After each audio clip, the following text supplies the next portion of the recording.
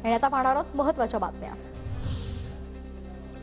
मराठी कलाकारांनी एकमेकांचा मान राखावा, कलाकारांनी एकमेकांना हिणवू नये, एकमेकांना मोठं करा तर तुम्ही मोठे व्हाल, राज ठाकरेंचा मराठी कलाकारांना सल्ला। लता दीदींनी माझ्यावर मुलाप्रमाणे प्रेम केलं, लता दीदींवर लवकरच पुस्तक काढणार, राज ठाकरेंकडून लता दीदींच्या आठवणींना उजाळा। नितेश राणे आणि आमदार टी राजा यांच्या विरोधात सोलापुरात गुन्हा दाखल।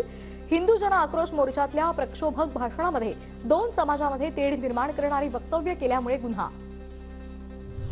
राज ठाकरे यांनी खालापूर टोल नाक्यावरील वाहतूक कोंडी सोडवली, 5 किलोमीटर पर्यंत लांबल्या वाहनांच्या रांगात वाहतूक कोंडी सोडवताना टोल अधिकाऱ्यालाही झापलं।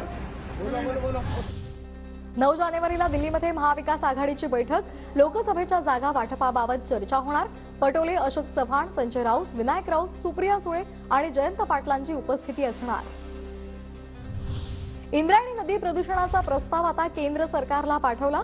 येत्या काळात इतरही नद्या शुद्धीकरण प्रकल्प राज्य सरकार टप्प्याटप्प्याने हाती घेणार, मुख्यमंत्र्यांची माहिती। 8 ते 12 जानेवारी दरम्यान नागपुरातील लक्ष्मीनगर झोनमध्ये पाणी कपात, जलकुंभांचे काम सुरू होणार, पाणी जपून वापरण्याचं पालिकेचं आवाहन। 31 जानेवारीपर्यंत कोस्टल रोडचा पहिला टप्पा तर मे पर्यंत दुसरा टप्पा पूर्ण होणार, मुख्यमंत्र्यांची माहिती। 11 किलोमीटरच्या कोस्टल रोडसाठी टोल नसणार असंही विधान।